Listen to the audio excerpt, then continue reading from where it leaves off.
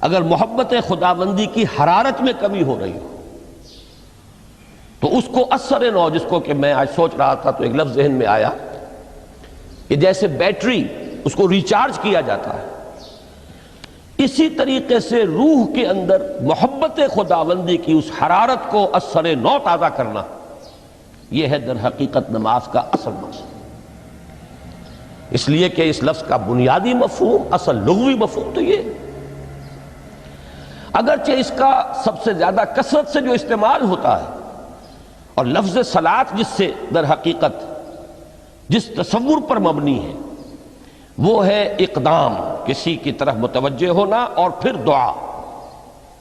صلاۃ کا سب سے قریبی مفہوم لفظی جب بیان کیا جائے گا، اس سے مراد، اس کے معنی تو دعا اس میں اہم ترین ہے۔ کسی کی طرف توجہ کرنا، مناجات کرنا، گفتگو کرنا، مخاطبہ، مکالمہ، دعا، یہ در حقیقت صلاۃ کا سب سے بڑا اصطلاحی مفہوم ہے۔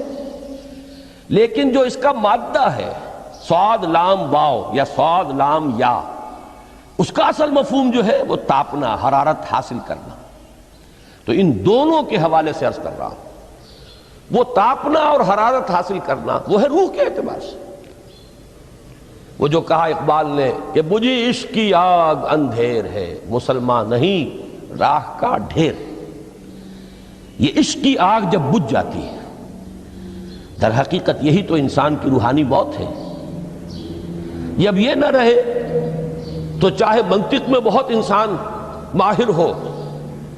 مجھے اقبال کا ایک شعر یاد آیا ہے، تقابل کرتے ہوئے ایک انسان محکوم اور ایک انسان حر، آزاد انسان، ان کی نفسیات میں جو بنیادی فرق علامہ اقبال نے مختلف مواقع پر بیان کیے ہیں۔ محکوم ہے بیگانہ اخلاص و مروت، ہر چند کے منطق کی دلیلوں میں ہے چالاک۔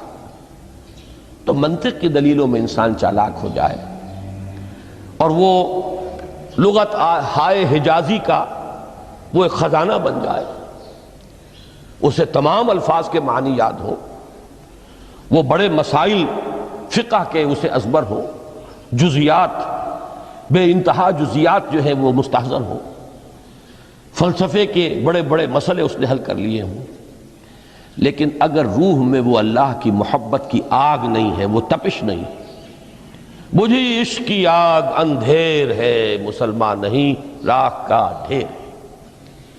اسی کے حوالے سے آج مجھے یاد آیا تھا کہ وہ جو بڑی سادہ سی ایک نظم ہے، اللہ تعالیٰ سے دعا یا رب دل مسلم کو وہ زندہ تمنا دے، اس میں بھی جو الفاظ آئے ہیں جو روح کو گرما دے اور قلب کو تڑپا دے، یہ ہے اصل جو مقصود ہے نماز کا۔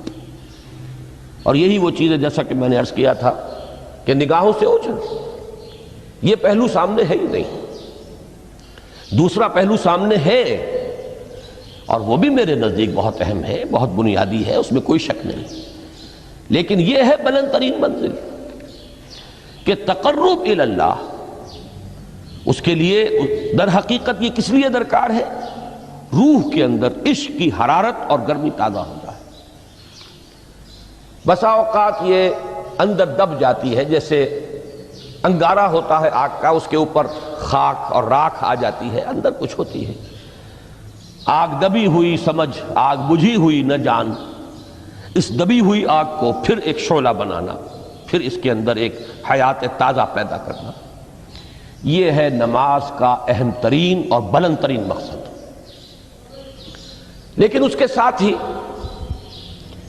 اس نماز میں ذکر ہونا، اس کا یہ ذکر ہے، اور ذکر کی جب میں فہرست بیان کیا کرتا ہوں، بہت سے حضرات کے سامنے ہوگا کہ ذکر کا در حقیقت مفہوم ہے استحضار اللہ فی القلب۔ ہمارے ہاں غلطی سے جو ذرائع ذکر ہیں انہیں ذکر قرار دے دیا گیا ہے۔ نماز ذکر نہیں ہے، نماز ذکر کا ذریعہ ہے۔ اقیم الصلاۃ لذکری، نماز قائم کرو میرے ذکر کے لیے۔ یہ اللہ اللہ کہنا یا ادعیہ معصورہ جو حضور صلی اللہ علیہ وسلم کی مسنون دعائیں ہیں، انہیں اپنے تمام معمولات دنیاوی کے ساتھ ساتھ ان دعاؤں کو بھی انسان پڑھتا رہے، اللہ سے دعا کرتا رہے، یہ تمام ذرائع ذکر ہیں. سبحان اللہ الحمدللہ الحمدللہ، اس کا آپ ورد کیجئے، یہ بھی ذریعہ ذکر ہے. حقیقت میں ذکر ہے استحضار اللہ فی القلب، اللہ کو دل میں لے آنا، اللہ کو دل میں حاضر کر لینا. اصل میں تو ترجمہ ہوگا، لیکن حاضر جاننا، یہ کیفیت جو ہے انسان کو حاصل ہو جائے. اب اس کے حوالے سے ذرا بات سمجھیے کہ ایک تو میں عرض کر چکا ہوں مجسم ذکر تو قرآن ہے، لہذا ذکر کی فہرست جب آپ کریں گے ذرائع ذکر تو ان میں سب سے پہلے قرآن آئے گا، اس لیے کہ وہ ہماری حکمت کے پہلے مسئلے کو حل کر رہا ہے، بنیادی مسئلہ، اہم ترین مسئلہ. دوسرے نمبر پر ذکر جو ہے، اب اس کے لیے کچھ اصطلاحات جو میرے مختلف دروس میں شاید آپ کے سامنے بعد میں آئیں یا پہلی آ چکی ہوں، ان کے حوالے سے میری بات سمجھیے. ایک ذکر غیابی ہے، تھرڈ پرسن میں، صیغہ غائب میں اللہ کی یاد کرنا. اللہ اکبر اللہ اکبر اللہ اکبر. ابھی اللہ اکبر جو ہے یہ جملہ اسمیہ خبریہ ہے، ایک حقیقت کی تکرار آپ کر رہے ہیں، اللہ سب سے بڑا ہے، اللہ سب سے بڑا ہے. سبحان اللہ سبحان اللہ سبحان اللہ. یہ در حقیقت ذکر غیابی ہے کہ آپ اس میں مخاطب نہیں ہے اللہ سے. ایک ذکر خطابی کہیں یا ذکر حضوری کہیں، جس میں مکالمہ ہوتا ہے، جس میں گفتگو ہوتی ہے. تو نماز در حقیقت ذکر حضوری اور ذکر خطابی کی بلند ترین شکل ہے. اس لیے میں نے عرض کیا تھا کہ نماز کے لفظ یا صلاۃ کے لفظ، یہ اصطلاحی معنی جو اکثر و بیشتر کیے جاتے ہیں، وہ ہے دعا. اور دعا میں ہوتا کیا ہے؟ مکالمہ ہے، مخاطب، اے اللہ، اے میرے رب، اے پروردگار. پھر یہ کہ اس میں اقدام اور کسی کی طرف متوجہ ہونا. یہی وجہ ہے کہ افتتاح صلاۃ، نماز کو شروع کرنے کے لیے، ایک تو وہ الفاظ جو قرآن مجید میں آئے ہیں، انی وجہت وجہی للذی فطر السماوات والارض حنیفا وما انا من المشرکین. یہ ہے توجہ کا ارتکاز، بشرطے کہ یہ صرف الفاظ ہی نہ نکل رہے ہوں، واقعتاً یہ تعبیر ہو اس وقت کی انسان کی نفسیاتی کیفیت کی، کہ شعوری طور پر وہ فیصلہ کرتا ہے کہ اب میں منقطع ہو رہا ہوں، ہر چہار طرف سے اپنی توجہ کو ہٹا کر، ہر مسئلے سے اپنے آپ کو خالی و ذہن کر کے، یعنی ظاہری اور باطنی دونوں اعتبار سے میں اپنی توجہ کا ارتکاز کر رہا ہوں اس ذات کی طرف جس نے آسمانوں اور زمین کو پیدا کیا، اور بالکل یکسو ہو کر رہا ہوں.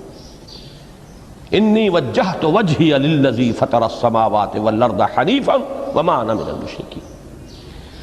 اور دوسری وہ جو دعا جس سے ہم افتتاح کرتے ہیں اپنی نماز کا، دیکھیں اس میں خطاب کا کس قدر اہتمام. وہاں سبحان اللہ نہیں ہے، سبحانک اللہم، پاک ہے تو اے رب ہمارے، وبحمدک وتبارک اسمک وتعالی جدک. اب آپ غور کر رہے ہیں، یہ ہے تخاطب، براہ راست مخاطب ہونا ہو رہی ہے. تو سب سے پہلی بات تو یہ ہوئی کہ ذکر کی ایک شکل ہے ذکر غیابی، دوسری ذکر حضوری، اور ذکر حضوری یا ذکر خطابی کی بلند ترین منزل، بلند ترین اس کا ذریعہ نماز. اس کو ایک پہلو سے اور سمجھ لیجئے. سورہ فاتحہ جب پھر ہم پڑھتے ہیں، جسے الصلاۃ کہا گیا ہے، جو لب لباب ہے، خلاصہ ہے، اس میں پھر تدریجاً غیاب سے حضور کی طرف پیش قدمی ہوتی ہے. الحمدللہ رب العالمین الرحمن الرحیم مالک یوم الدین. یہ ذکر غیابی ہے، اس میں ابھی خطاب نہیں آیا. یہ وہی جملہ اسمیہ ہے، کل تعریف اس اللہ کے لیے ہے جو تمام جہانوں کا پروردگار ہے، مالک ہے، جو رحمان ہے، رحیم ہے، جزا و سزا کے دن کا مختار و مالک ہے. اب یہ غیاب سے حضور کی طرف، ایاک نعبد و ایاک نستعین اہدنا الصراط المستقیم.